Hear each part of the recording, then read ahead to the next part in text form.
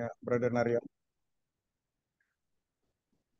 Ya, welcome buat kita semua. Terima kasih untuk teman-teman sahabat dari Malaysia maupun Indonesia. Thank you untuk senior pastor kita, Pastor Siten, dan semua sahabat-sahabat teman-teman dari berbagai denominasi gereja ya. Welcome buat Direktur Pasca Sarjana STT IKAT Jakarta yang menjadi keynote speaker sejarah doktrin dan teologi kontemporer ya. Kami sangat bersyukur, berterima kasih dan mendapatkan kehormatan karena di sela-sela kesibukan. Jadi Pak Direktur ini baru selesai meeting, kemudian mengendarai kendaraan dan macet. Jadi beliau akan berikan introduction dulu ya. Silakan Pak Direktur. Terima kasih Pak Dr. Hanas. Salam Bapak Ibu sekalian. Selamat berjumpa di Zoom Meet ini. Saya terlebih dahulu mohon maaf karena yang pertama saya matikan kamera. Yang kedua rupanya memang saya cukup banyak terlambatnya. Ini sendiri masih dalam perjalanan yang cukup macet gitu ya. Tetapi tadi saya hubungi Dr. Hanas, saya sampaikan ke beliau bahwa barangkali sembari saya sembari saya dalam perjalanan untuk nanti tiba di rumah nanti kita kemudian akan mendalami materi yang nanti saya sampaikan lewat mata kuliah ini. Tapi kita mulai dengan perkenalan. Nah, setelah perkenalan barangkali saya minta waktu supaya nanti saya cari rest area untuk barangkali saya tampilkan rencana pembelajaran kontrak perkuliahan kita. Saya menjelaskan dan kemudian kita barangkali masih ada waktu kita membahas materi yang akan saya sampaikan. Nanti kita jam 8 break, saya lanjut dulu, tiba di rumah barangkali kita lanjut gitu ya. Apakah Siap. Bapak Ibu sepakat? Sepakat dengan saya? Amin. Nah, ini senior Ya, pastor kita Pastor. katanya sepakat Baik, katanya. kalau gitu kita mulai di perkenalan dulu. Silakan dimulai dari Bapak Ibu sekalian. Ya, silakan introduction dulu ya. Mulai dari Pastor Siten, Pak Sri dan Pendeta Sri dan selanjutnya yang lain. Silakan. Mungkin introduction pelayanan, keluarga dan sebagainya. Silakan. Ya, pertama selamat malam kepada semua teman-teman. Senang jumpa kembali di webinar ini. Terima kasih untuk Pak Dr. Anas dan selamat malam kepada Pak Dr. Abdon. Baik, saya Pastor Setin Rondi Daud dari Sabah, Malaysia. Jadi sedang mengembalakan sebuah gereja yang ada di Kota Kinabalu ini. Dan sedang sedang mengikuti untuk program S3. Jadi sama sekali untuk boleh bersama-sama dan Tuhan memberkati. Ya.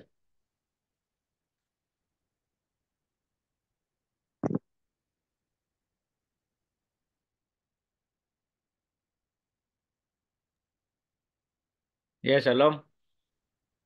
Nama saya Sriono. Saya mempunyai seorang istri.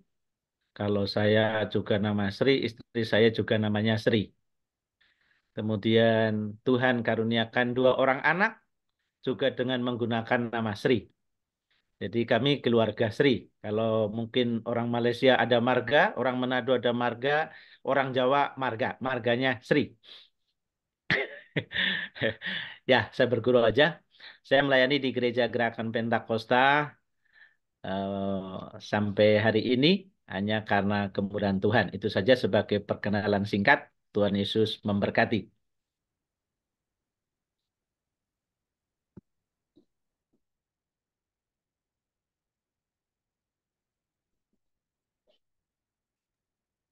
Dilanjut Ibu Rangai, boleh?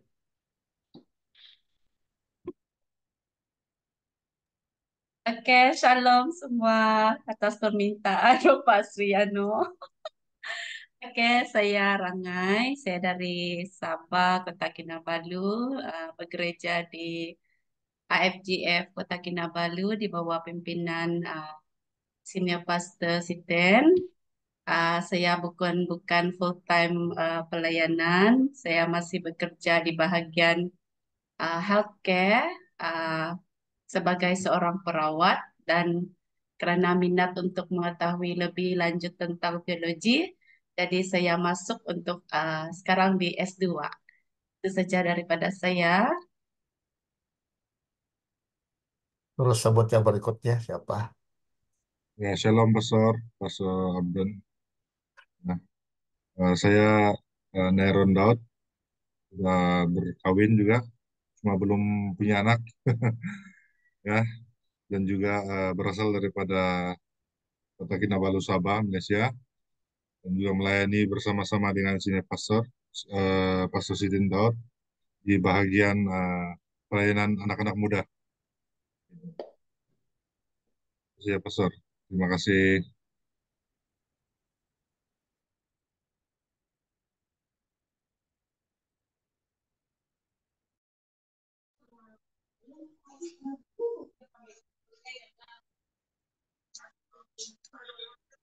Terus Fedenli. Oke, baik. Shalom semua. Ya. Ya, saya Pendeta Ripka dari Sulawesi Barat, tepatnya di perusahaan Astra PT Pasangkayu. Saya full-time pelayanan di Gereja Masehi Protestan Umum. Sinodenya ada di Manado. Terima kasih. Shalom.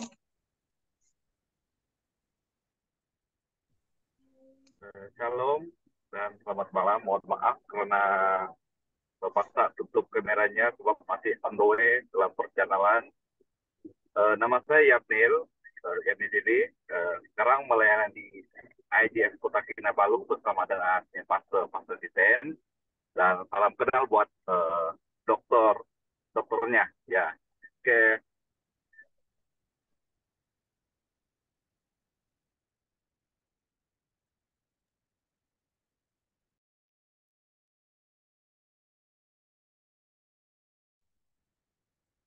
Ini Shalom, sampai giliran saya sudah ini.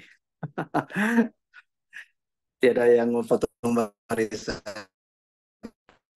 Oke, nama saya Fidin Lee dari Sabah, Malaysia juga. Saya dari Church Gereja Protestan in Sabah. Tetapi sekarang beribadah di gerejanya Pastor Siten. Jadi belum ada apa-apa pelayanan, cuma ada minat ataupun terpanggil untuk belajar lebih mendalam tentang teologi. Sebelum ini belajar juga tapi dari YouTube. Jadi ini perlu belajar satu yang betul-betul kira official lah ataupun rasmi. Jadi salam kenal dokter. Itu saja dari saya. Oke, yang lain silahkan. Pendeta Rian, silahkan Pendeta Rian.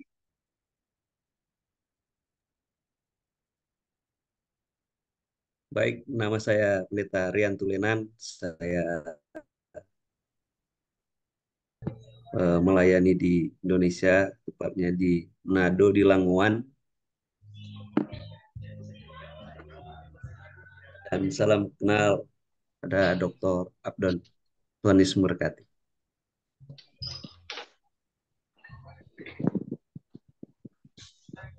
Oke, next.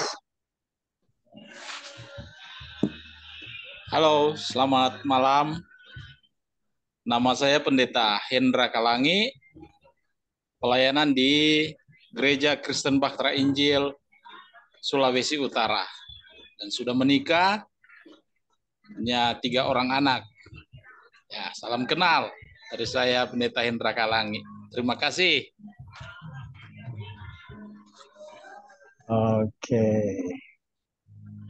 Ya, next. Siapa? Priscilla?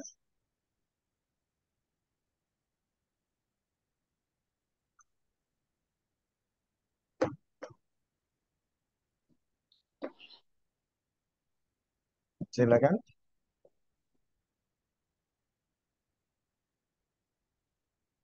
Atau dokter Jovis dari tadi nih. Silakan dokter. Silakan dokter Jovis. Ya, boleh dengar? Boleh, boleh, boleh. Ya, sebab saya first time mengikuti apa ini yang sekarang ini Google Meet ya. Oke. Oke, so oke. Nama saya Dr. Jovis lah. Bukan dokter berkaitan dengan teologi.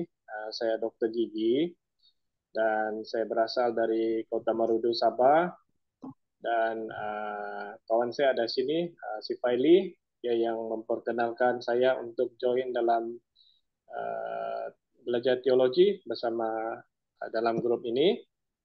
Dan saya sudah berkahwin, ada 4 orang anak. So mungkin itu saja. Salam perkenalan semua. Tuhan memberkati. Oke, thank you. Oke, next.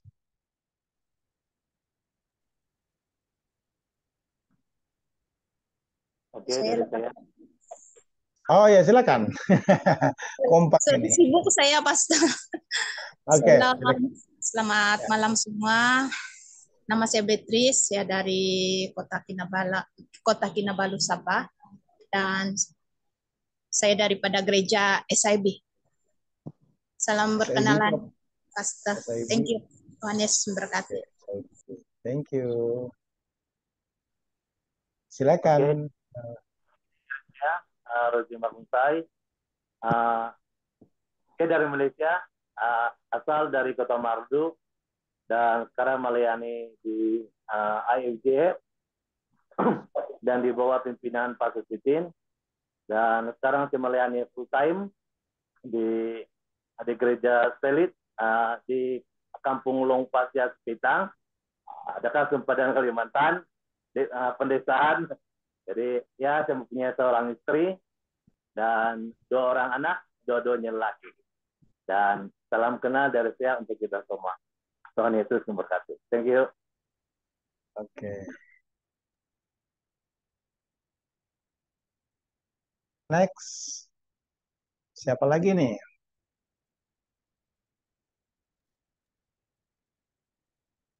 Salam, selamat malam. Saya Faili dari Sabah, di Utara Negeri Sabah lah, di kawasan Kudat, melayani di gereja SIB lah. Oke, itu saja. Thank you. SIB ya. Oke. Sidang Borneo. Sidang Injil Borneo. Sidang Injil Borneo. I'm sorry, Sidang Injil Borneo. Sedih kenal ya. Oke. Siapa lagi nih? Demaxley, brother Demaxley. Ya, salam. Saya Dimexli dari Matunggung, Kudat, Sabah, Malaysia.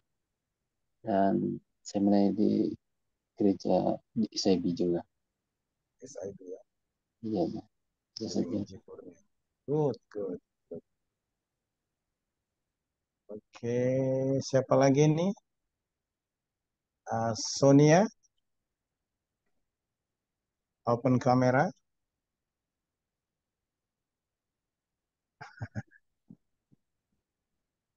Ya.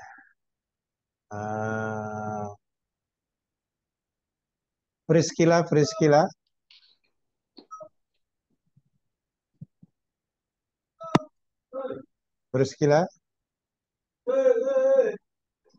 Halo Priscilla.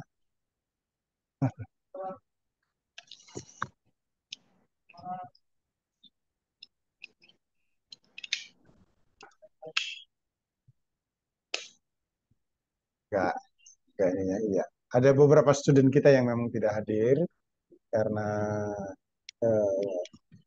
orang tuanya sakit, seperti dia ya, sudah izin saya tadi.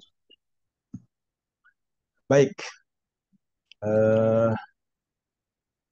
Sonia ada buka. Oh iya, silakan Sister Sonia. Oke, halo semua, shalom, selamat malam. Perkenalkan saya Soniati, boleh dipanggil Sonia juga, dan saya salah satu admin untuk kelas ini. Dan juga saya melayani di AFC Kota Kinabalu bersama dengan Pastor Siten dan juga salah satu stafnya AFC Kota Kinabalu. Salam kenal. Oke. Iya. Eh, sudah semua nih perkenalannya sudah ya? Sorry Priscilla dan ada beberapa belum masuk lagi, tapi mungkin nanti ada itu. Ya, next mungkin ya. Begitu kira-kira yang bisa kami sampaikan Pak Direktur, Pak Pendeta Dr. Anton. Mungkin mau break dulu, nanti kita masuk lagi jam 8. Saya kira saya Silakan. perkenalan, baru Oh ya, barangkali silakan. kita break. Sangat senang. Saya Sangat senang. barangkali butuh 5 sampai 10 menit untuk rest area. Ya. Baru saya mungkin pindah ke laptop ya supaya bisa tampilkan apa RPSKP itu. Siap. Lalu nanti saya kirim di ruang chat, baru kita masuk dalam materi sampai jam 8. Setelah itu barangkali saya lanjut jalan untuk tiba di rumah kita lanjut lagi gitu ya. Siap. Baik, terima kasih Dr. Hanas, Bapak Ibu, terima kasih untuk perjumpaan ini. Kita sudah mulai dan perkenalan. Saya tadi sudah disebut oleh Dr. Hanas, saya Dr. Abdon Ampiran. Saya dari rupanya ini sebagian besar dari Kinabalu ya. Kinabalu dan ada Sulawesi Barat tadi, lalu ada Sulawesi Utara ya. Kalau saya dari Nusa Tenggara Timur. Saya kira kita semua di waktu Indonesia Tengah ya. Kalau sekarang jam 8 di sana ya. Menjelang jam 8 ya. Ya, berjam 8. Nah, saat ini saya tinggal di wilayah Bekasi, Cikarang tepatnya. Lalu saya juga adalah pendeta jemaat. Nah, di STT IKAT saya bergabung sejak tahun 2007. Lalu saat ini saya dipercaya untuk menangani pasca sarjana sebagai direktur dan mengajar home base. Sebenarnya saya di pasca sarjana juga.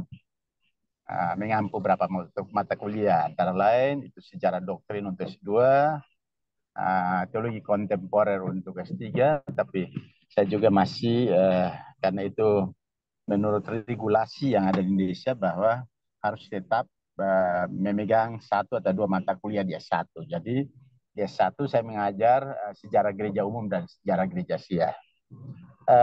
Saya punya seorang istri dan 3 orang anak. Baik, saya kira itu perkenalan saya. Lalu bolehkah saya minta waktu 5 sampai 10 menit, kita nanti saya join lagi untuk kita mulai dan penjelasan tentang RPSKP, itu berkenaan dan arah dari kegiatan perkuliahan dan pembelajaran kita.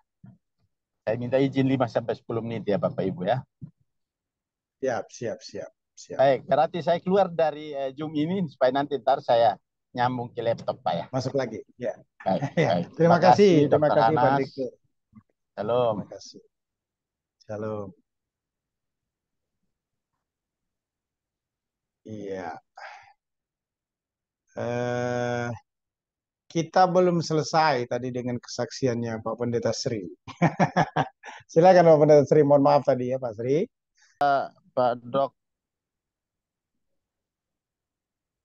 Dr. Hanas, saya sudah join, cuma agak sedikit kesulitan untuk karena tab saya ini harus diperbarui lagi, sehingga minta bantuan Bapak untuk tampilkan RPSKP. Saya menjelaskan secara singkat saja. Lalu setelah itu saya tampilkan lagi bahan yang untuk kita coba diskusikan sampai jam 8 ya.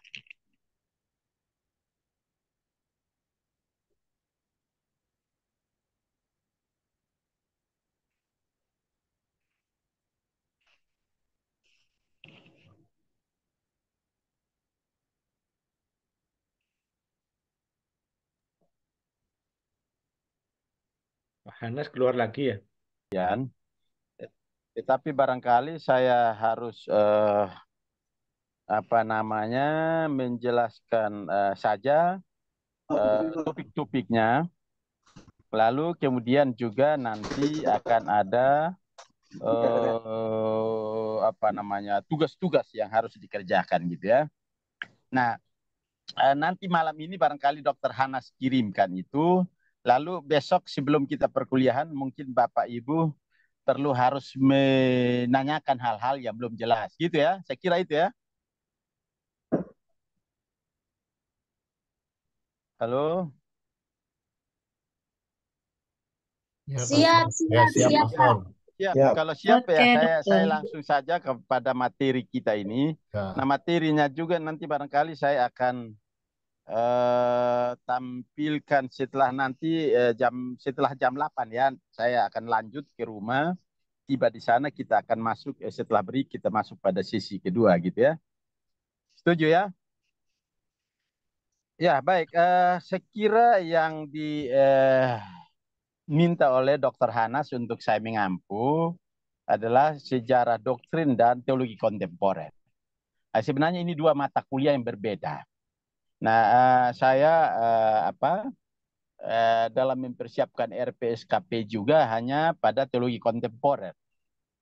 Dan bahan-bahan yang saya siapkan juga sebenarnya teologi kontemporer, tetapi nanti diskusi kita berkembang termasuk dalam membahas tentang sejarah doktrin itu.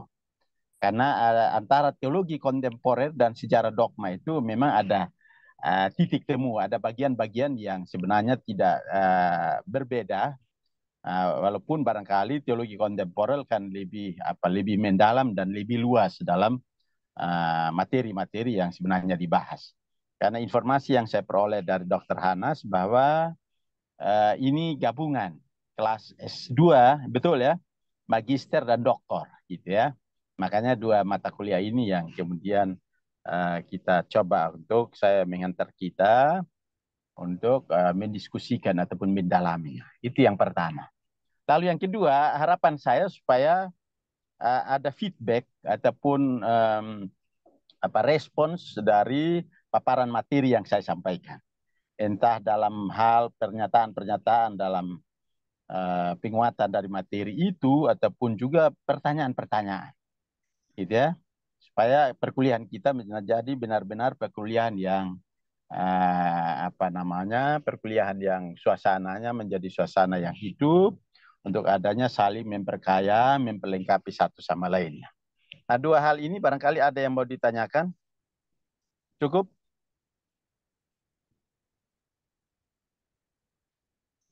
Oke.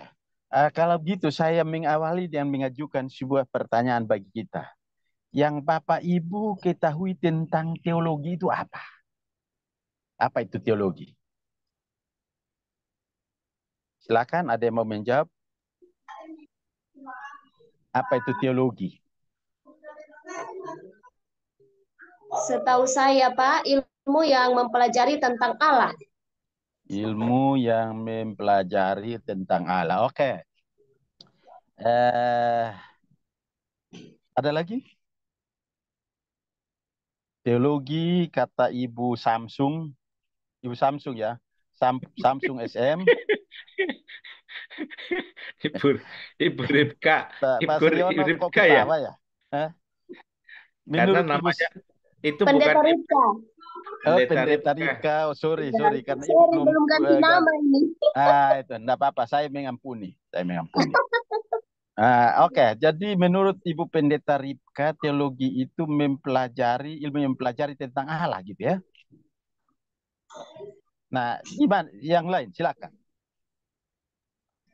Kalau bagi saya dokter, teologi ialah satu kajian sistematik tentang sifat ketuhanan dan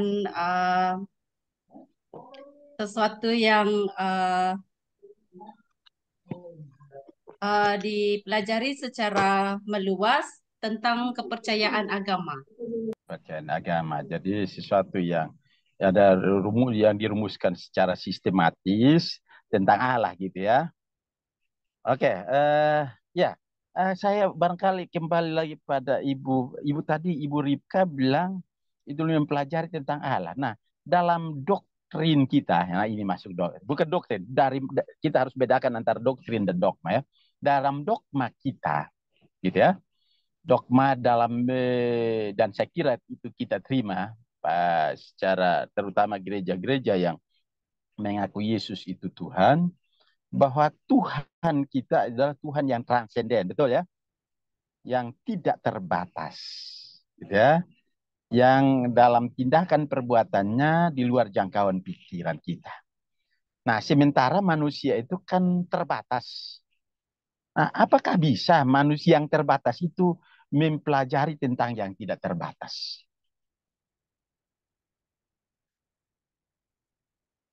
Silakan Ibu Urip, kami mempertanggungjawabkan perbuatan.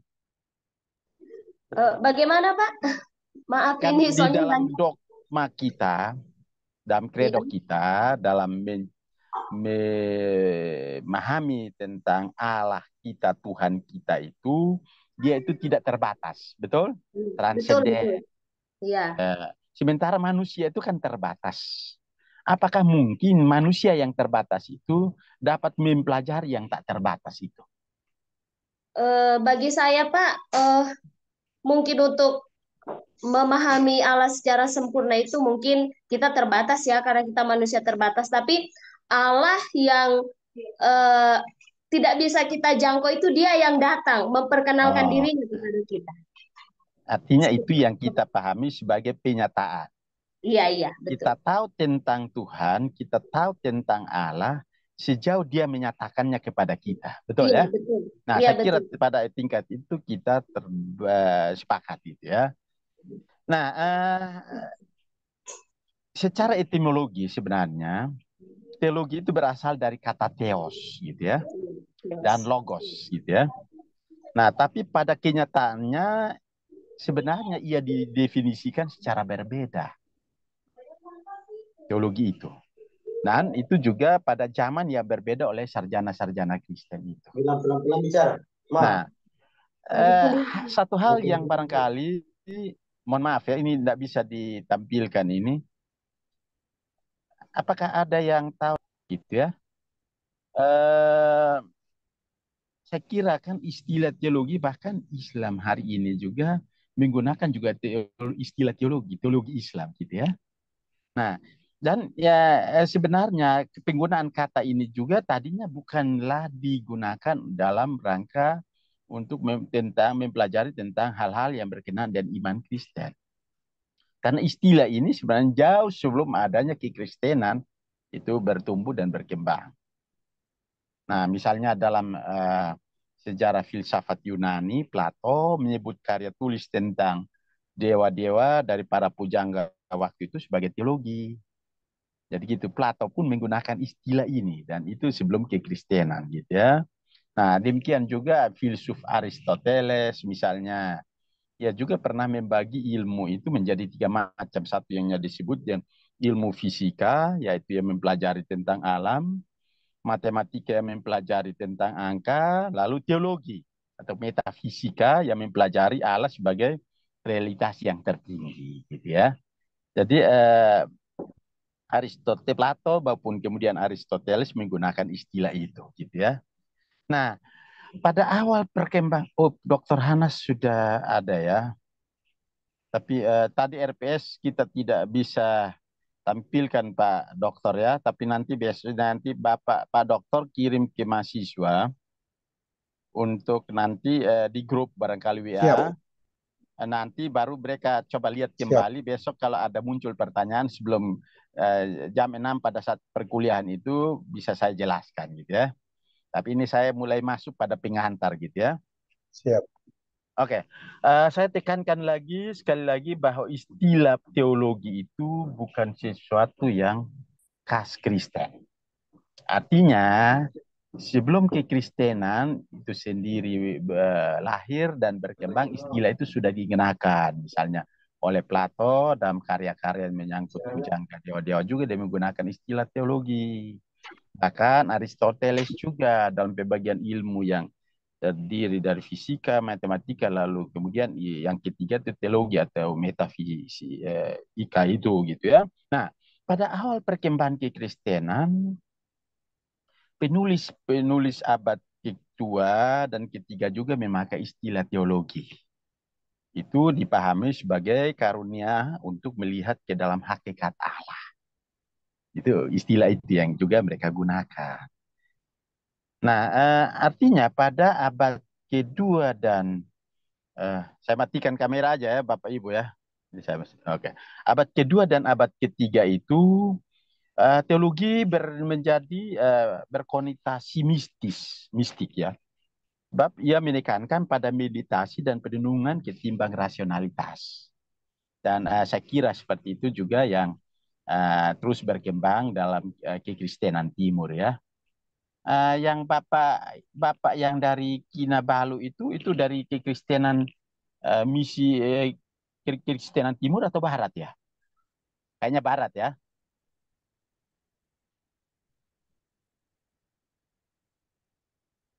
Oke. Nah, di dalam perkembangan masa kini ini yang disebut dengan teologi apofatik gitu ya. Itu terutama konsepsi ini dalam gereja-gereja Ortodoks Timur ataupun Katolik Timur gitu ya. Nah, memasuki abad ke-19 dan abad ke-20, nah pemikir Kristen ini berusaha mendefinisikan menurut pengertian dan konteks latar belakang mereka masing-masing. Misalnya, Welford, seorang teolog ortodoks dari USA, mendefinisikan teologi itu sebagai ilmu yang membicarakan tentang Allah dan hubungan antara Allah dan alam semesta.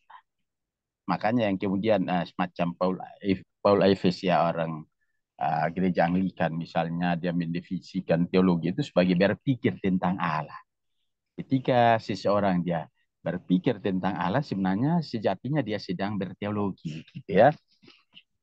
Nah, lalu kemudian Seth misalnya mendefinisikan sebagai suatu ilmu yang berhubungan dengan yang tak terbatas dan yang terbatas dengan Allah dan alam semesta itu. Nah, teolog aliran baptis misalnya Strong juga mendefinisikan teologi itu sebagai ilmu tentang Allah dan hubungan antara Allah dengan alam semesta. Nah, lalu kemudian pionir teolog liberal Schleiermacher misalnya mendefinisikan teologi itu sebagai usaha menganalisa pengalaman kesadaran religius, yaitu perasaan ketergantungan yang mutlak. Sementara Paul Tillich itu mendefinisikan teologi itu sebagai interpretasi metodikal dari misteri pokok iman Kristen. Dan upaya-upaya dalam menginterpretasikan tentang hal-hal yang kita imani, itulah sebenarnya kita sedang berteologi, itu menurut Tillich. Nah, teolog liberal Asia misalnya Song dalam mengkritik definisi teologi barat yang olehnya dianggap tidak tepat, dia mendefinisikan teologi itu sebagai Allah yang memperhatikan manusia. Jadi Allah yang memperhatikan manusia itulah teologi menurutnya. Nah, saya kira dalam perkembangan-perkembangan yang kemudian baik kita orang-orang Protestan terutama, kita justru sebagian besar mengacu pada definisi yang dilakukan oleh Karl Barth misalnya, yang mendefinisikan teologi itu sebagai analisis fide. Nah, dalam konteks ini, dalam mendefinisikan, para menyatakan bahwa teologi sebagai analisis fide sebab ia berusaha untuk membahasakan isi iman Kristen sejernih dan selogis mungkin. Saya kira dalam hal ini Barth adalah seorang teolog barat yang juga menekankan tentang bukan hanya soal-soal mistik, tetapi rasionalistis. Jadi bagaimana dalam membahasakan bahasa Tuhan itu, bahasa iman Kristen itu yang sejernih dan selogis mungkin. Nah, tetapi ketika misalnya dalam membahasakan lalu kemudian ada hal-hal yang kemudian tidak masuk akal, nah disitulah kita harus tidak bisa harus memaksakan itu, tetapi harus diterima secara iman. Baik, saya kira itu dalam upaya untuk merumuskan pengetahuan iman Kristiani itu juga kita harus tahu bahwa terjadi pada konteks ruang dan waktu tertentu. Maka kemudian ketika kita berteologi, berarti bukan saja berteologi terhadap suatu konteks tertentu, sekali lagi, ketika kita berteologi bukan berarti bukan saja berteologi terhadap suatu konteks tertentu, tetapi juga di dalam konteks tertentu. Nah, paruhan mulai tahun 70-an, 80-an, hingga masa kini, saya kira justru upaya untuk mengkontekstualisasikan teologi itu terjadi di berbagai-bagai tempat. Nah, saya kira untuk sementara mungkin ada hal yang didalami dari yang saya sampaikan ini. Mohon maaf sekali lagi belum bisa tampilkan, tapi saya kira nanti bahannya juga saya akan berusaha kirimkan. Silakan ada yang mau menanggapi sebelum kita masuk pada istilah apa itu kontemporer ya. Ini kita baru mencoba membedah tentang soal pengertian teologi kontemporer ya. Silakan Bapak Ibu. Ada yang mau ditanyakan?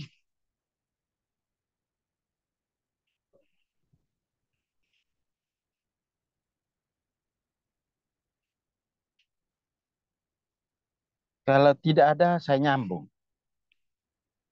Saya lanjut.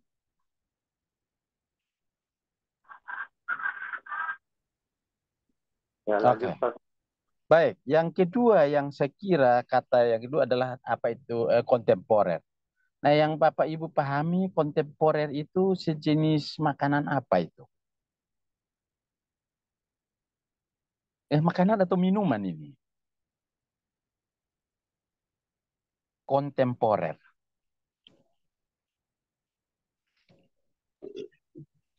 Apa Baik. itu? Nah, silakan Ibu Samsung, silakan lanjut. Ibu Ripka, Pak, maaf. Ibu Ripka. Oh, Ibu Ripka, ya. Menurut saya, Pak, ini pemahaman saya. Kontemporer itu artinya teologi kontemporer artinya teologi yang berhubungan dengan masa kini. Masa kini. Terima kasih Ibu Samsung. Lanjut, ada lagi? Samsung. Ganti. Ibu Ripka. Ibu Rita, ya saya hanya mencairkan suasana saja ya, Ibu. Jangan simpan di hati ya. Oke, siap, Pak. Cairkan suasana supaya Ibu bisa ketawa. Ketawa itu kan katanya obat ya. Iya, senyum. Oke, nah itu dia. Oke, yang lain barangkali ada yang mau memberikan pendapat. Oke, kalau tidak ada, saya perlahan saja karena sebagian besar kita dari saudara serumpun kita dari Malaysia yang kemudian barangkali ada sedikit perbedaan antara bahasa Malaysia, Melayu Malaysia dan Melayu Indonesia ya. Jadi saya agak pelan saja. Baik. Jadi kontemporer itu saya kira tadi juga Ibu Samsung sempat mencoba mendefinisikannya. Nah, kontemporer itu adalah waktu yang sama atau semasa ataupun pada masa kini ataupun dewasa ini, itu berdasarkan Kamus Besar Bahasa Indonesia. Nah, acap kali istilah teologi kontemporer disebut juga teologi modern. Nah, istilah modern itu sering dihubungkan dengan zaman pencerahan Barat, di mana segala sesuatu yang lahir pada masa itu disebut modern, gitu ya. Nah, namun saya kira pemahaman seperti ini tidaklah tepat bila mengacu pada pembagian masa atau zaman era dari pemikir tertentu. Saya kira ini dari Hans Kung misalnya, dia melakukan pembagian era misalnya yang disebutnya sebagai era pramodern. Itu sekitar kebabakannya abad ke-4 sampai 16. Lalu era modern itu abad ke-16 sampai 20. Lalu kemudian era postmodernisme atau modern pada abad ke-20 dan 21. Nah, ini berarti bahwa kita sedang masuk di era postmodern. Jadi tidak tepat bahwa teologi kontemporer itu identik dengan teologi modern, karena teologi modern itu sendiri sudah kita lewati, gitu ya. Nah, itulah sebabnya ketika kita belajar tentang teologi kontemporer, maka sebenarnya kita mau belajar tentang teologi yang berkembang hari ini. Nah, kita tahu bahwa dari waktu ke waktu teologi terus berkembang, pemikiran-pemikirannya. Nah, namun saja Bapak Ibu sekalian, sekali lagi berdasarkan pembagian babakan ataupun daerah yang dilakukan oleh Hans Kung yang menjadi acuan untuk kita diskusi dalam mata kuliah ini, saya kira walaupun ini sebenarnya kita akan banyak berbicara tentang teologi masa kini ataupun pada era postmodernisme ini, tetapi saya kira kita harus mengawali ataupun mencoba untuk mendiskusikan pula yang teologi yang berkembang pada era pramodern maupun pada era modernisme ini. Karena itu yang kemudian kita lihat bahwa perkembangan-perkembangan pada ini juga nanti kaitan dengan sejarah doktrin. Saya kira doktrin yang dibangun pada era modern, doktrin pada era modernisme, bahkan doktrin yang dibangun hari ini. Saya kira itu yang saya akan mencoba menghantar kita untuk mendiskusikan lebih jauh. Oke, ada yang ditanyakan Bapak Ibu?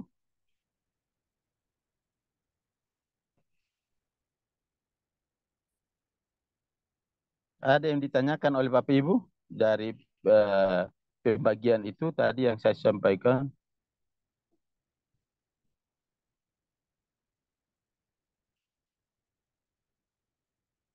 Ya, terima kasih. Saya mau bertanya. Silakan Pak. Nah, dikatakan tadi bahwa ilmu teologi akan terus berkembang. Semakin hari semakin berkembang.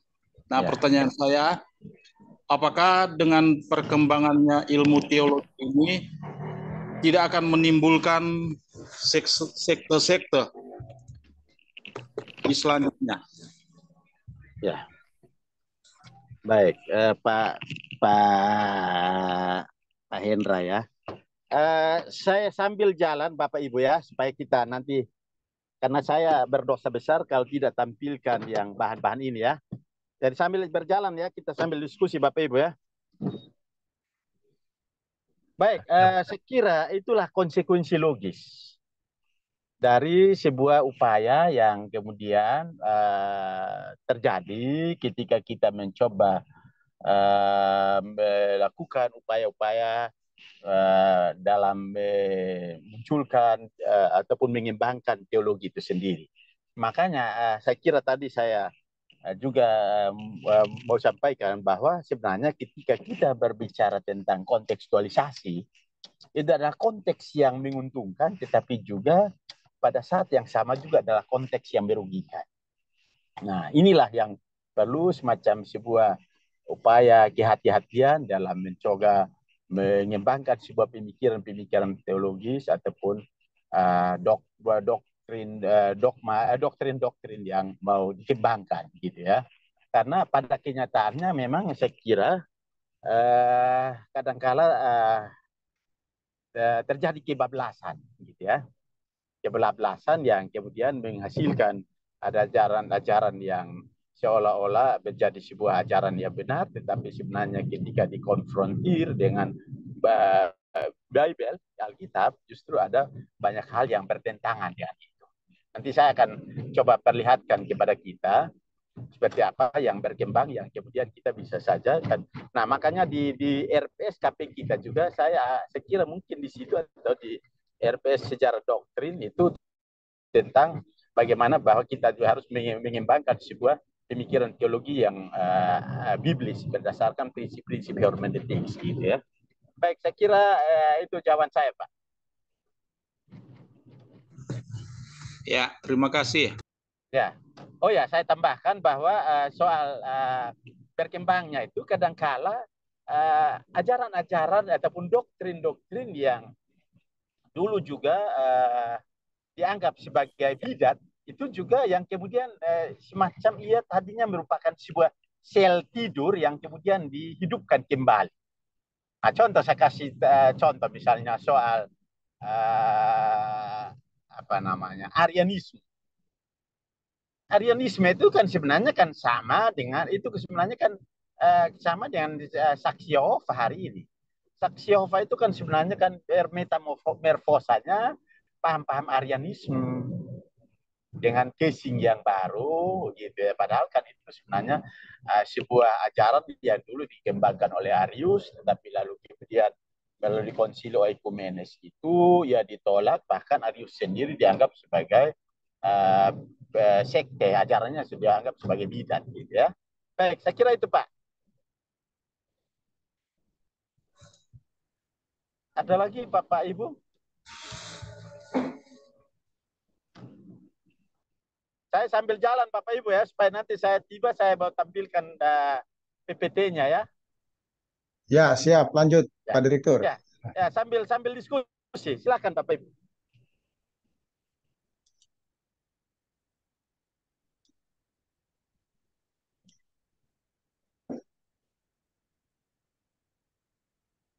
Silakan. Atau mau break dulu, break lalu kemudian sambung. Karena nanti saya akan masuk pada era, saya mulai dulu nanti pada era pramodern. Nah, di sini juga saya akan menyinggung tentang doktrin-doktrin yang berkembang, termasuk pada gereja-gereja mula. Saya kira setidaknya saya akan memberikan gambaran sejarahnya seperti apa gitu ya. Mau break dulu mungkin Pak Direktur, nanti kita masuk jam 9. Ya Pak Dokter, gimana? Kalau boleh Pak Direktur, kita break dulu nanti break jam. dulu. Oke, kalau begitu saya keluar 9, supaya saya ya. tancap gas ya. Iya, jam 9 WITA baru kita masuk lagi lah, kira-kira begitu Pak Direktur. Oke, siap. Terima kasih Pak Dokter, saya keluar ya. Ya, terima kasih Pak Direktur. Oke. Baik, apakah ini kelihatan? Bisa lihat Pak Direktur, sangat jelas. Ya. Tadi saya ini yang tadi sudah kita bahas. Ini lalu kemudian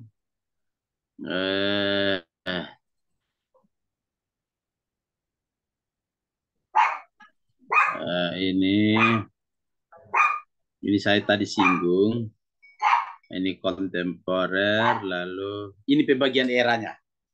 Saya kira tadi saya sudah sampaikan tentang pemberian era yang saya mengacu pada era yang dibuat oleh Hans Kung, era yang disebutnya sebagai era pramodern atau pramodernisme, lalu itu abad ke-4 sampai abad ke-16, tetapi nanti saya juga akan singgung juga, karena ini mata kuliah sejarah doktrin juga, saya singgung juga tentang munculnya pemahaman-pemahaman yang dibangun atau doktrin-doktrin yang dibangun sebelum abad-abad ini. Nah, lalu kemudian era modern ataupun modernisme, yang menurut Hans Kung itu dimulai dari abad ke-16 sampai abad ke-20. Lalu kemudian era postmodern atau postmodernisme, dan ini yang sebenarnya teologi kontemporer, itulah yang bagian ketiga ini gitu ya. Tetapi saya tadi sampaikan bahwa ketika kita mau memahami tentang teologi kontemporer atau teologi yang sedang berkembang hari ini, maka kita akan tertolong ketika kita juga akan coba memahami doktrin ataupun teologi yang dibangun pada era-era sebelum, ya, terutama pada pra dan modern ini. Baik, sekira kita masuk pada era pramodernisme ya. Nah, yang terlihat adalah bahwa keragaman ajaran pada kekristenan mula-mula itu kita tidak bisa pungkiri kan. Nah, kalau dalam kita mencoba membedah Alkitab kita, misalnya sejarah awalnya kekristenan yang dimulai dari peristiwa Pentakosta ya, Pentakosta ataupun dalam catatan Lukas, dalam Lukas pasal 2 yang kemudian di situ dikatakan tentang orang-orang yang mengalami kuasa pencurahan Roh Kudus dari berbagai macam bangsa, termasuk ada yang dari Eropa Barat, tetapi juga dari Eropa Timur ataupun Asia Kecil juga ada, lalu kemudian ada juga yang dari Afrika, gitu ya.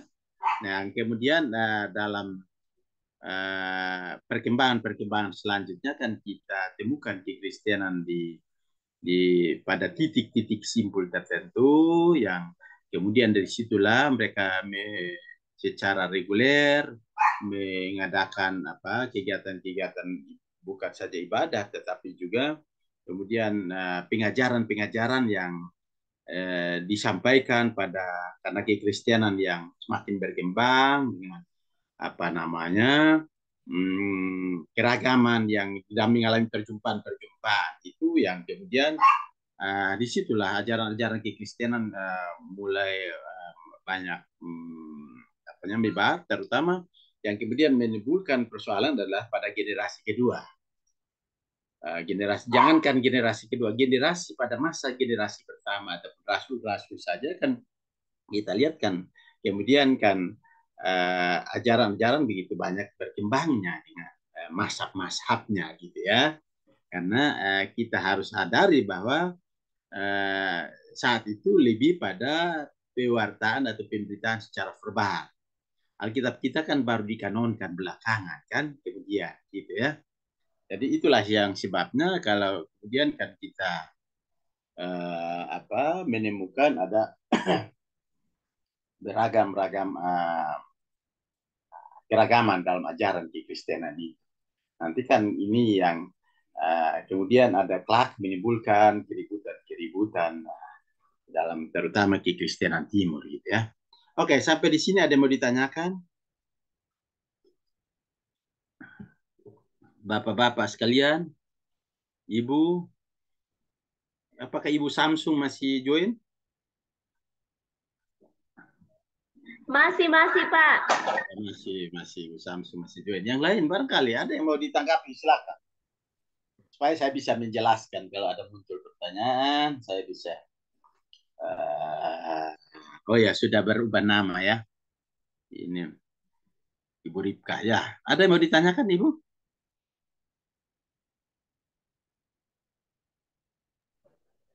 Sementara belum Pak. Sementara belum ya. Oke. Kalau gitu, nah itu tadi sempat disinggung oleh Bapak, salah seorang Bapak tadi saya tidak sempat lihat nama karena saya dalam perjalanan. Nah, menjelang abad kedua dan awal abad ketiga, di dalam gereja Kristen terdapat sebenarnya ada 3 wawasan utama teologi. Dan secara umum ketiganya diakui sebagai wawasan ortodoks. Ortodoks itu sama dengan yang benar dan lurus. Kita lawan dari heterodoks atau heretik. Heretik itu sama dengan bidat ataupun bidat gitu ya. Nah, saya kira kita sebut saja ketiga wawasan teologis itu adalah ABC. Nah, walaupun tipe teologi tersebut secara khusus tidak ditemukan pada doktrin tertentu, tapi pada keseluruhan wawasan yang kemudian tercermin dalam pemahaman mereka mengenai tiap tema teologis sejak penciptaan sampai pada penggenapan akhir. Nah, diyakini bahwa tipe C inilah yang tertua. Karena kita lihat misalnya kan dia berkembang dari Yerusalem. Lalu kemudian dia menyebar misalnya sesuai dengan mandat yang diberikan pada Kisah Para Rasul 1 ayat 8. Lalu kemudian dia ada di Antioquia. Antioquia itu yang kemudian untuk pertama kali itu mereka disebut Kristen. Kalau tidak salah Kisah Para Rasul 11 ayat 26 itu. Lalu kemudian dia menjadi jemaat misioner yang termasuk mengutus Barnabas ya. Yang kemudian juga kan Paulus sendiri kan mengunjungi Asia Kecil itu saya kira sampai Efesus itu sampai 3 kali gitu ya. Nah, makanya kan sebenarnya kekristenan yang paling tua itu sebenarnya tipe C gitu ya. Nah, yang tertua dan tipe A maupun dari tipe A dan tipe B. Namun ketiga tipe ini sebenarnya secara sosial tidak netral. Nah, karena apa? Karena masing-masing berkembang di dalam lingkungan kemasyarakatan sosial tertentu dan memiliki agendanya sendiri, walaupun hal itu kurang disadari oleh eksponen masing-masing saat itu, yang di mana mereka memainkan peran penting dan membentuk bahasan teologi masing-masing. Saya kira ini saya kutip dalam, saya tulis ini dalam artikel ilmiah, Bapak Ibu bisa menemukan di situ tentang masak-masak teologi gitu ya. Nah ini yang saya kira ini. Nah ada 3 pusat, walaupun Roma sendiri yang nanti kelak akan menjadi semacam satu pusat kekristenan Barat, gereja Barat, maupun Yerusalem yang merupakan awal kekristenan, tetapi baik Roma maupun Yerusalem tidak pernah menjadi pusat pemikiran Kristen. Saya kira sekali lagi, Roma maupun Yerusalem tidak pernah menjadi pusat kekristenan Kristen. Yang ada justru itu adalah Kartago, sekarang Aljazair, ada Alexandria yang kemudian nanti ada Antioquia di sana, lalu kemudian Asia Kecil dan Syria. Saya kira itu yang paling tua, itu Asia Kecil dan Syria itu ya, yang tadi saya sebutkan di atas. Nah, 3 teolog itu misalnya di Kartago ada yang cukup terkenal, ada Tertullianus, lalu di tipe B Alexandria atau Origenes, lalu Asia Kecil itu Irenaeus. Nah, tetapi tipe A maupun tipe B itu dipengaruhi oleh filsafat tertentu. Misalnya di tipe A ada Kartago ini ada Stoa, di tipe B ada Platonis, kalau tipe D sih kan secara khusus tidak ada ya. Nah, ada tokoh-tokohnya, saya kira termasuk Polikarpus, ada uskup yang di Smyrna yang mati itu, ada Theophilus, lalu kemudian ada tipe B, ada Philo, Justin, dan ada Clement dari Alexandria. Lalu para pendulu dari tipe A itu ada Clement dari Hermas, lalu kemudian ada Clement kedua. Bahkan saya kira di tipe A ini juga kemudian kita mengenal Agustinus. Nah, ada yang mau ditanyakan Bapak Ibu sekalian? Dari penjelasan saya ini, adakah yang mau ditanyakan?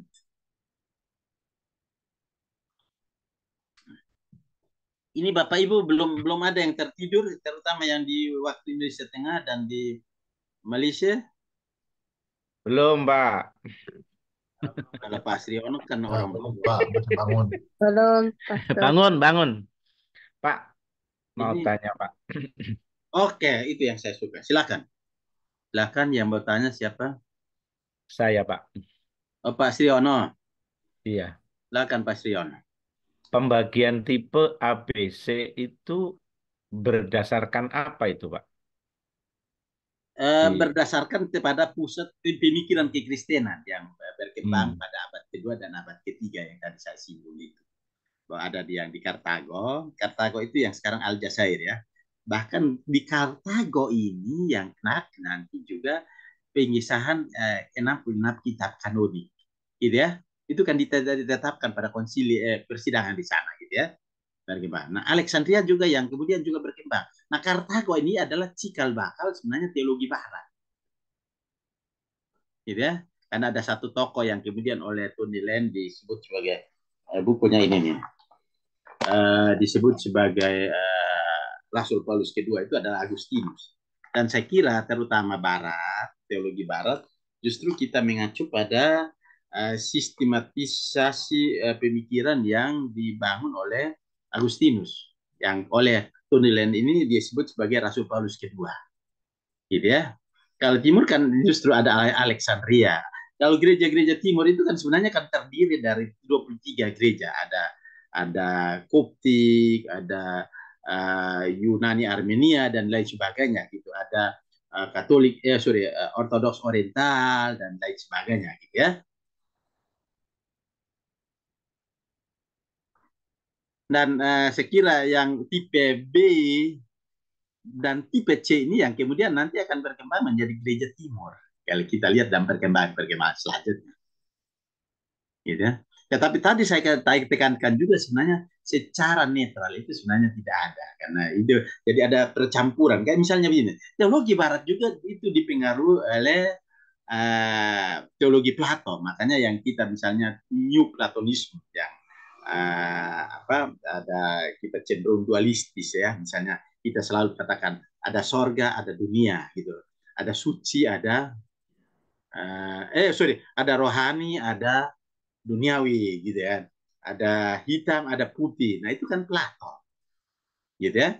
Jadi walaupun teologi tipe B ini dipengaruhi, tapi sebenarnya tipe A juga dipengaruhi oleh teologi Platonisme, New Platonisme, gitu ya.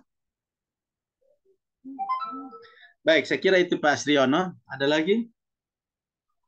Baik, terima kasih Pak dosen. Gimana Pak Rozi? Pak Rozi Makunsai ini dari Malaysia ya? Ya, dari Malaysia Pak. Untuk sekarang belum ada lagi Pak. Kalau ada nanti saya beritahu Pak juga. Siap. Masih ada yang lain? Ini saya hanya di layar saya hanya muncul ada 4 orang.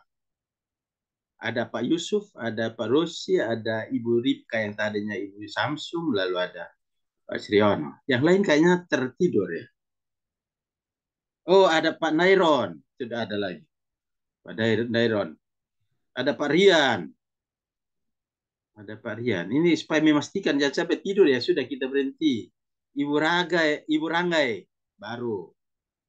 Ada Pak Hendra Kalangi. Ada Pak Jovis. Ada Ibu Priscila. Wong Peci. Ya gitu ya. Oke, baik. Masih ada, kalau tidak saya lanjut. Saya anggap saja Bapak Ibu sudah ngerti ya. Kalau di doktrin sebentar ya, saya munculkan yang di sejarah doktrin ada bahan yang barangkali bisa ini oleh Bapak Ibu. Saya juga semalam baru ngajar itu di kelas S2. Sebentar ya. Sebentar. Pak, untuk materi juga dibagikan kan Pak? Kenapa? Untuk materinya juga dibagikan kan? Oh, saya nggak mau gimana? Pasti. Tapi apakah saya harus perlu revisi lagi supaya mengakomodir yang S2 kah atau coba sebentar dulu ya. Sebentar saya tampilkan sejarah doktrinnya. Sejarah doktrin. Oh ini nih. Ini juga saya kira perlu harus saya tampilkan ini supaya Bapak Ibu. Oke, saya kira saya tampilkan ini supaya setidaknya saya bersikap adil untuk yang S2 ya, yang mengambil S2. Ini dia. Ini saya kira ini tentang sejarah. Nah, ini dia. Ini juga saya coba. Ini saya kira juga saya tadi singgung ini juga di sejarah doktrin ya. Ini ya. Oke, saya kira itu ya. Baik, ada yang mau ditanyakan oleh Bapak Ibu? Bila ada, saya mencoba mendengar sebentar, tetapi kalau tidak ada, saya lanjut. Oke, dari lalu kemudian dalam perkembangan selanjutnya, saya kira karena beragamnya ajaran itu, ya, yang kemudian ada terjadi keributan dan saya kira ini yang memicu adanya Concilio Oikomenes ya, yang digagas oleh Konstantin Agung. Barangkali sedikit catatan tentang Konstantin Agung ini. Konstantin Agung ini kan saya kira kita semua tahu kekristenan dulu adalah kekristenan bawah tanah, artinya bahwa kekristenan yang selalu dihadapkan pada upaya penghambatan, pembabatan malah, dan menimbulkan banyak korban jiwa karena adanya upaya untuk mempertahankan iman, termasuk yang tadi saya singgung misalnya Polikarpus di mana ya? Smyrna, atau di Polikarpus di apa namanya? Izmir sekarang, gitu ya, juga menjadi salah satu korban dari upaya untuk memusnahkan kekristenan itu. Nah, tetapi kan kita tahu bahwa Kaisar Roma, ini masih Roma yang bersatu ya, Kaisar Roma yang kemudian dia Konstantin Agung yang kemudian bertobat kan, betul ya? Tahun 311, lalu kemudian 313 dia mengeluarkan Edict Milano. Nah, disinilah yang kemudian dalam soal keributan yang terjadi pada gereja juga dia harus perlu intervensi. Lalu ini yang kemudian dia menginisiasi adanya Concilio Ecumenes. Yang pertama kali itu berlangsung di Nikea, ya, itu tahun 325. Gitu ya. Nah, karena ajaran-ajaran yang beragam itu lalu kemudian terjadilah keributan. Nah, untuk terjadinya stabilitas, lalu dia mengundang gereja-gereja yang kemudian melakukan Concilio Ecumenes. Nah, Concilio Ecumenes saya kira gereja Barat maupun gereja Timur menerima ini. Nanti ada gereja Timur, misalnya Katolik, Ortodoks Oriental, misalnya dia hanya kemudian menerima 3, tetapi di kalangan Protestan, gereja Barat maksud saya itu pada masa itu sampai 7. Bahkan pada gereja Katolik itu masih berlangsung konsili-konsili itu. Konsili itu semacam sidang sinode. Gereja-gereja dihimpun walaupun masih di batas wilayah Kekaisaran Romawi, tetapi membahas hal-hal yang menjadi doktrin, yang kemudian kita terima sebagai kredo. Bapak Ibu tahu kredo? Itu sejenis makanan yang ada di Palu. Ya Pak Sriawono, tahu kredo? Kalau karedok tahu Pak, itu campuran yang dibuat dari sayur mentah itu Pak, karedok Pak. Nah itu dia, itu yang saya maksud. Bapak-bapak Malaysia belum pernah merasakan itu ya. Ada sedikit kredo itu pengakuan iman rasuli. Ya. Saya kira itu melalui proses yang panjang. Ini sebenarnya kan bermula dari Nikea ini ya, terus berlanjut kan. Dan bukan hanya itu saja, tetapi kan kita kelak bahwa ada upaya untuk, karena begini, lalu kemudian pada perkembangan pada masak-masak teologi ini, lalu kemudian pada masak-masak tertentu kan dia menentukan tentang kitab kanoniknya sendiri. Misalnya ada Marcion, Irenaeus, dan lain sebagainya kan menentukan kanon kitab-kitab yang dianggap kitab yang berwibawa kan. Nanti kan kemudian dalam proses persidangan oikumenes ini, sidang sinode oikumenes ataupun konsili ini yang kemudian kelak melalui pernyataannya Athanasius yang dari Alexandria itu, yang kemudian di Kartago diterima 27 kitab kanonik gitu ya, disahkan kitab-kitab kanonik maksud saya, yang kemudian ada kitab tertentu yang tadinya menjadi kanon dari tokoh-tokoh gereja tertentu kan ditolak, termasuk misalnya ada kitab Hermes, ada Injil Petrus, ada Didache, dan lain sebagainya gitu ya. Dan kemudian kita yang belakangan mengenalnya sebagai kitab apokrifa ataupun apokrifa gitu ya. Baik, ada yang mau ditanyakan dari ini? Silakan Bapak Ibu.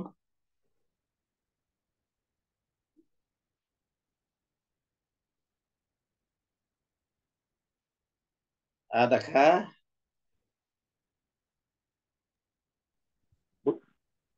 Belum ada lagi Pastor. Ya. Kenapa Pak?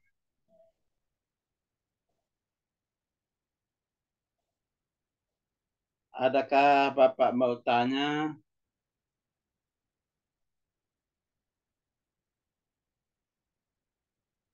Tidak ada? Sementara belum Pak. Ya, belum melulu Ibu Rizkan ya.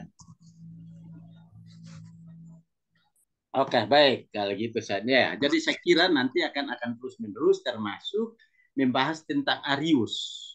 Bapak Ibu tadi saya singgung Arius, ada yang mendengarnya? Arius, yang ajarannya disebut Arianisme. Ada yang masih ingat itu?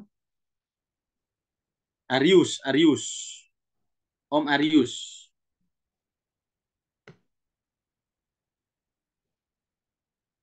Oke. Konsili pertama yang diinisiasi Konstantin Agung yang tahun 313 mengeluarkan Edik Milano ini diadakan demi menjaga keutuhan gereja tatkala terjadi pertikaian yang mengancam keesaan gereja karena perbedaan teologis di sekitar keilahian Yesus. Nah, salah satu tokoh itu adalah Arius yang ajarannya disebutkan Arianisme.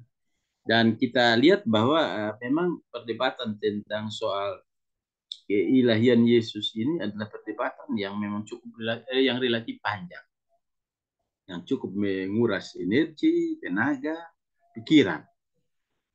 Ya. Nah, Konsili Oikumenes pertama ini berhasil memutuskan pengakuan iman Nikea. Ini juga diterima oleh gereja Ortodoks Ortodoks Oriental ya, dan menolak Arianisme, Arius tadi yang dianggapnya menyimpang dari ajaran gereja. Bahkan Arius sendiri dianggap tadi ada istilah bidat ya. Bidat. Tadi ada yang sebut bidat itu. Yang tadi saya dalam perjalanan bertanya tentang soal bidat itu. Siapa? Pak Yusuf atau siapa? Sektor. Ya, harus berani ngomong, harus berani bertanggung jawab. Siapa tadi? Nah, sedikit barangkali ya. Saya tambahkan lagi soal bidat Bapak Ibu. Jadi belakangan tahun 1976 kalau tidak salah, istilah ini kemudian dihilangkan. Bidat atau sekte. Karena kemudian ini kadang-kala menjadi senjata yang digunakan oleh gereja tertentu. Ini di Indonesia terutama. Senjata yang digunakan oleh gereja tertentu untuk mengatakan gereja-gereja di luar dari gerejanya sebagai bidat. Sekte. Mohon maaf, misalnya teman-teman kita dari Sumatera dan AKP menganggap orang-orang Pentakosta itu sebagai sekte, gitu ya. Saya dulu tersinggung berat itu waktu saya di Riau, lalu kemudian sore ibu menanyakan kepada saya, Bapak sekte mana? Kan kalau dia mengatakan saya sekte mana, dia sendirinya dia menganggap saya bidat, gitu ya. Nah, istilah ini kan dulu kan begitu kentalnya, ya sampai-sampai gereja-gereja di luar arus utama itu dianggap sebagai sekte gitu ya. Nah, makanya kan istilah itu kemudian dihilangkan. Nah, yang kemudian digunakan termasuk buku yang ditulis oleh Prof. Aritonang itu judulnya Aliran di Sekitar Gereja. Jadi aliran di dalam dan di sekitar gereja. Nah, sekte-sekte itu sebenarnya kalau kita identifikasi adalah aliran-aliran yang di sekitar gereja. Misalnya ada Mormon, ada Saksi Yehova, ada gereja setan, ada Scientology, dan lain sebagainya. Itu ada aliran di sekitar gereja. Jadi istilah bidat itu dihilangkan. Kalau di Indonesia, Pak, tadi yang nanya dari Malaysia kalau nggak salah. Jadi istilah itu di Indonesia sudah dihilangkan. Gitu ya. Baik, jadi Arianisme ini yang kemudian ditolak. Bahkan ia dianggap sebagai bidat. Oke. Konsili merevisi pengakuan iman Nikea dalam bentuk yang sekarang digunakan gereja-gereja Timur dan Ortodoks Oriental dan melarang perubahan lebih lanjut terhadap pengakuan iman ini tanpa persetujuan dari sebuah konsili ekumenis kedua, seperti di Konstantinopel. Nah, ini ada 7 kali konsili itu, tetapi saya kira dari ini konsili ini yang kemudian berhasil merumuskan kredo kita. Ya, makanannya Pak Srianto waktu di Palu ya. Nah, itu yang kemudian menurut catatan LOSE, ini saya kira LOSE bukunya ini ya, boleh Bapak Ibu bisa coba memilikinya juga. Kelihatan bukunya? Saya perlihatkan bukunya, lihat? Belum. Lihat Pak. Yang ini nih. Ini nih. Ada yang punya buku ini? Ya, ya. Oke ya. Jadi menurut catatan itu justru yang hasil konsili itu diterima secara luas. Tanpa ada perdebatan gitu ya. Saya kembali lagi. Nah, tanpa persoalan. Jadi saya kira ini belakangan kan termasuk gereja Barat, gereja Timur bahkan turunan dari gereja-gereja Barat ini juga menerima ini.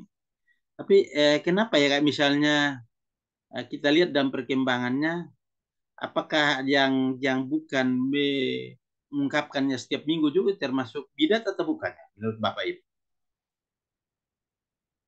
Yang soal kredo pengakuan iman rasuli. Silakan, ada yang mau tanya? Ada yang mau menjawab? Kalau saya Pak dari Pak Yusuf, kalau dari gereja kami Pak, itu tetap kami pakai setiap hari Minggu. Pakai. Tadi kalau Pak Yusuf mengatakan kalau yang nggak pakai menurut Bapak gimana? Bagaimana Pak? Kalau yang nggak gunakan, kalau tidak mengucapkan dalam ibadah minggu, menurut Bapak gimana? Oh, kalau menurut saya Pak mungkin karena tergantung dari masing-masing organisasi gereja. Ya, saya kira demikian. Jadi bukan berarti lalu kemudian saudara-saudara kita yang dalam gereja yang menganut misalnya tata ibadah yang bebas misalnya, itu lalu kemudian bukan berarti bahwa mereka adalah bidat karena tidak mengakomodir dalam tata ibadahnya. Ini kan soal pengungkapannya saja, tetapi toh dalam ajarannya juga berdasarkan pada pengakuan iman rasuli juga kan, betul ya? Iya. Betul kan?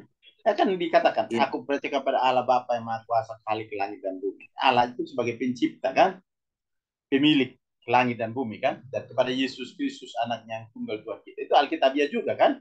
Dan saya kira ini yang kita ajarkan dalam pengajaran-pengajaran di gereja-gereja kita masing-masing, baik pada saat Sidi, Malua, ataupun pada saat baptisan dan lain sebagainya kan, dalam kelas-kelas katekisasi dan lain sebagainya gitu ya. Jadi pengakuan iman rasuli ini walaupun mungkin tidak semua gereja mengakomodirnya dalam tata ibadahnya, tetapi saya kira ini semuanya menerima itu sebagai semacam satu konstitusinya gitu ya, ajaran-ajaran dogmanya gitu ya.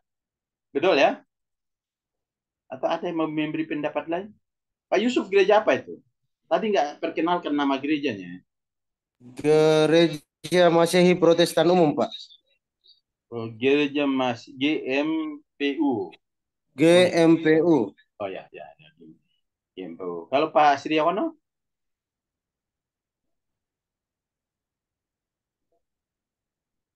Pak Sri, Ibu Sri, dan anak-anak Sri, bagaimana? Gereja Gerakan Pentakosta, Pak. GGP, ada Pak Bambang ya, ada mantan mahasiswa. Betul sekali, Pak. Pak Bambang Triyono. Oh, Pak Bambang, ya. Pak ini Jenderal Adi yang ketuanya masih? Sudah enggak. Yang ketua API itu kan? Iya. Oh ya, baik. Itu. Jadi Pak di Bogor di mana? Saya di Bogor kotanya, Pak. Di Bogor Bondongan. baru. Kenapa? Oh, gitu ya. Bogor kota, Pak. Bogor kota di barat atau Bogor timur atau Bogor? Bogor Selatan, tinggal Bogor Selatan. Oh, iya. Dekat Taman Makam Pahlawan, Pak. Wah, Bapak bisa wisata terus ke sana. Oke, saya kira itu, lalu saya tidak ada pertanyaan, saya lanjut.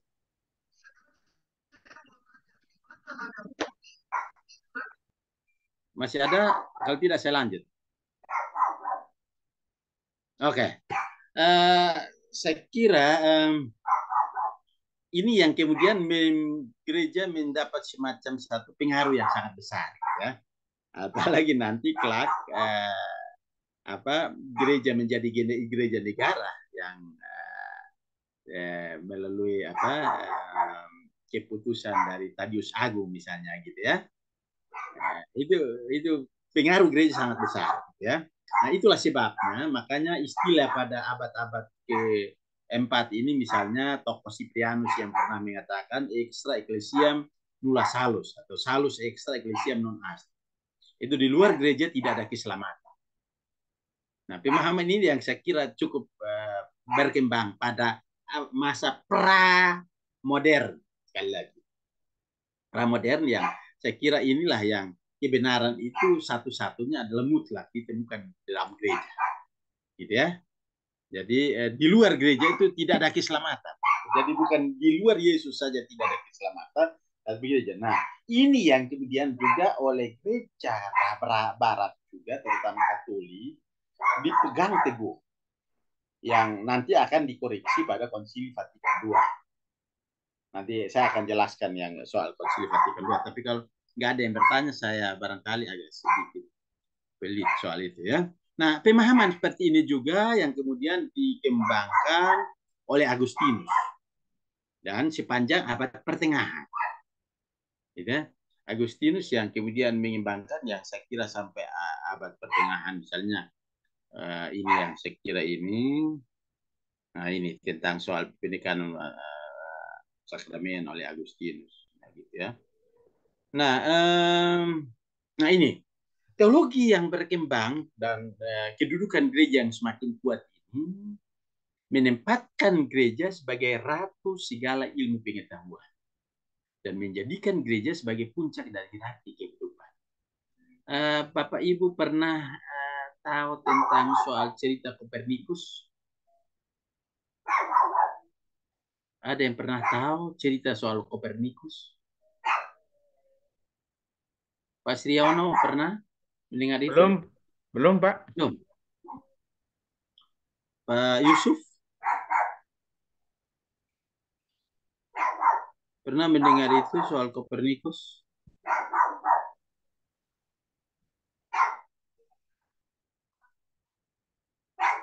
Belum pernah mendengar itu. Nah, ini. Belum Pak. Tapi malamnya Nah, acap kali gereja mengambil tanda kutip tindakan keras manakala adanya pemahaman yang bertentangan dengan keyakinan gereja. Seperti yang terjadi pada Nikolaus Kopernikus.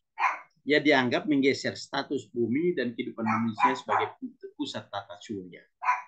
Jadi ini yang kemudian Kopernikus harus mendapat siasat di gereja ataupun disiplin dari gereja, penghukuman dari gereja. Karena gereja penentu segala sesuatu.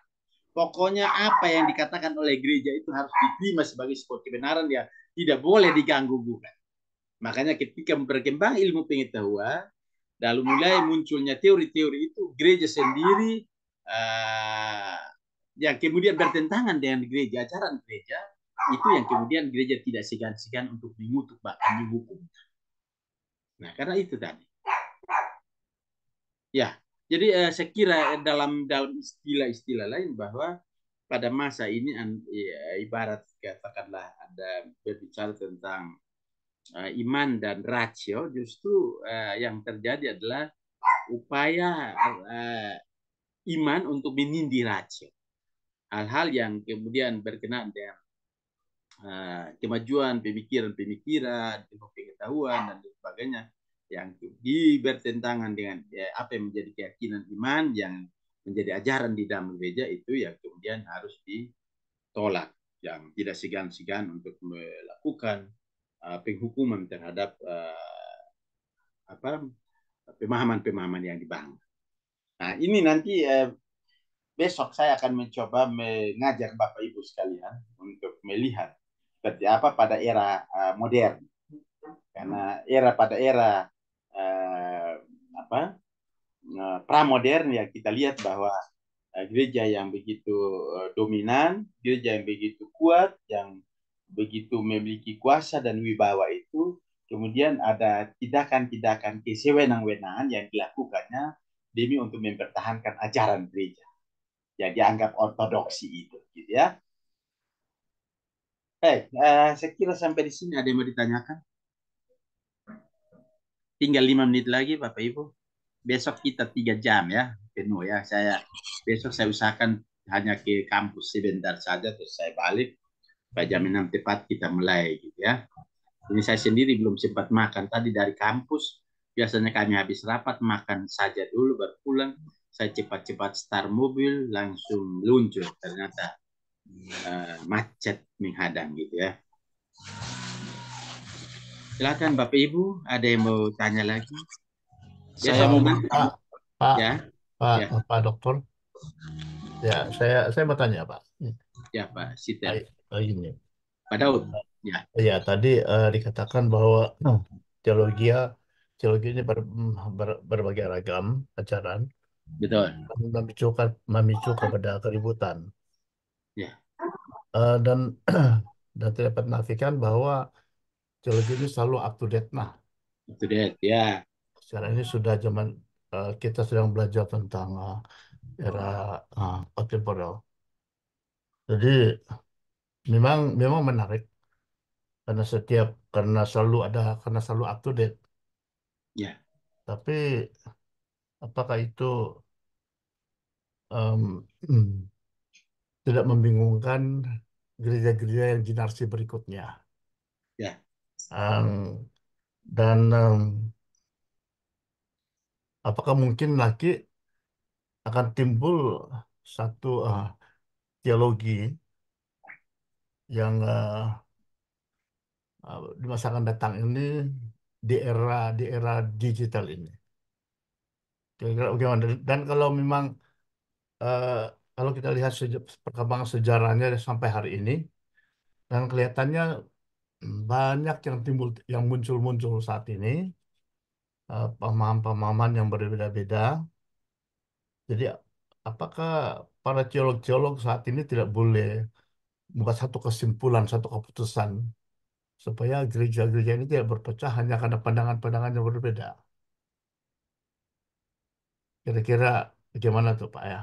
Ya, saya kira menarik dari pertanyaan Pak Daud. Jadi gini, teologi itu terus berkembang dan diperkembangkan.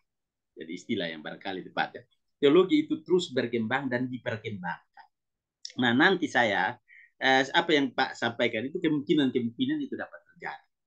Nah, nanti pada kita masuk pada topik soal teologi yang berkembang pada era postmodern, saya akan perlihatkan kepada kita seperti apa. Ada berapa contoh kasus, bahkan pemahaman-pemahaman yang dibangun, terutama nanti era modern itu saya mungkin lebih banyak tentang soal mengacu pada dua topik besar yang dikemukakan oleh Aloysius Pierce ya, soal ada pluralitas keagamaan dan kemiskinan ya, yang kemudian menghasilkan apa yang kita sebut doing theology itu, tetapi berkenaan dengan soal relasi antar agama. Nah, itu nanti akan kita lihat ada banyak hal yang pemahaman-pemahaman yang dibangun ya. Coba nanti kita akan diskusikan, kita mencoba memperbandingkan pada kebenaran biblis yang menjadi pegangan bagi kita. Jangan-jangan yang dikembangkan pada era postmodern ini ada hal yang kemudian bertolak belakang dengan apa yang menjadi keyakinan kita selama ini. Doktrin yang kita bangun pada gereja masing-masing yang menjadi pegangan kita. Bahkan bukan hanya doktrin, tetapi jangan-jangan juga menggugat kembali dogma itu. Nah, saya kira ini untuk teologi, sejarah doktrin, Bapak Ibu nanti akan, bahannya kalau mau juga boleh saya akan kirim, karena kita harus membedakan antara dogma dan doktrin. Itu dua hal yang berbeda, walaupun keduanya saling kait-mengait gitu ya. Jadi itu ya. Sekali lagi bahwa jangan-jangan bukan hanya saja doktrin yang barangkali bertentangan dengan doktrin gereja kita, tapi jangan-jangan juga menggugat kembali apa yang disebut dogma itu yang dibangun, yang kita warisi dari para bapak-bapak rasuli itu. Gitu ya. Nanti kita akan, saya kira pertemuan besok menjadi pertemuan katakanlah mungkin sekitar jam 8 kita akan bahas soal itu ya. Saya akan perlihatkan kepada kita seperti apa pemahaman atau teologi yang dibangun pada masa-masa itu. Tapi nanti saya akan besok memulai dari modern dulu, kita lihat. Kalau tadi kan yang era pramodern, bagaimana ada arasional, gitu ya. Sekali lagi arasional. Nah, kita lihat jangan-jangan pada era modern itu aimania. ya kan? Nah itu gitu ya. Jadi kesimpulan kita daripada era pramodern ini adalah bahwa karena kedudukan gereja yang kuat, yang kemudian terjadi ada semacam satu sikap untuk menolak ajaran-ajaran dalam perkembangan ilmu pengetahuan, gitu ya. Dengan kata lain bahwa iman menindih ratio, gitu ya. Saya kira itu Bapak Ibu, bolehkah kita akhiri untuk malam ini supaya saya bisa makan malam. Besok kita mulai jam 6 tepat, saya sediakan waktu kita malah sekitar jam 6 kurang 15 menit saya sudah pasti join. Ya, terima kasih Pak Pendeta Dr. Abdon, Direktur Pasca Sarjana yang sudah menyajikan materi pada malam ini, sejarah doktrin dan teologi kontemporer. Mohon izin sebentar, ini Pak Direktur kita mau foto dulu sebelum kita tutup dalam doa. Silakan Pastor Nairon untuk foto. Semua kita buka kamera untuk di fisik ya. Ya, mari kita buka kamera semua. Oke, yang lain boleh buka. 2, 3, 4, 6 orang. Oke. Ya, mohon yang lain.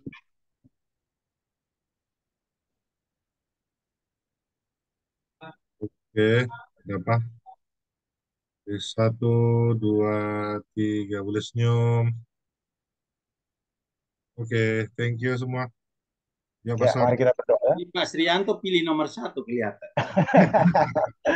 Oke, kita tutup dalam doa dulu ya. Baik, sampai jumpa Bapak-Bapak, Ibu.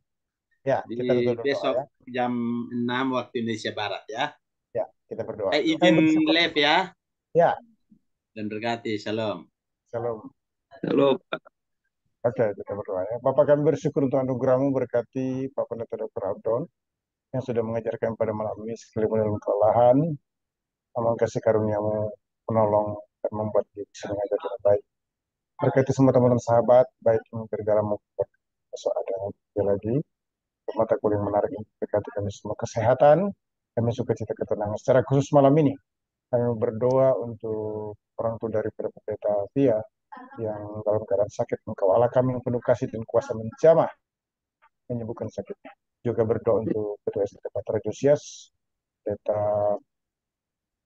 kami yang sekarang sakit, kami doakan Tuhan, tolong ya Allah, Engkau Allah kami kasih dan kuasa menjamah dan menyembuhkan Ketua kami. Terpuji namamu Allah yang hidup. Engkau hebat, dahsyat dan luar biasa. Di atas semuanya kami mohon kasih karunia-Mu Tuhan. Dan kami melihat terus Pak Purnomo bisa sehat. Terpuji namamu. Doa syukur kami diberkati kami semua. Dalam nama Yesus kami akan beristirahat. Berkati. Dalam nama Yesus kami berdoa. Amin. Oke.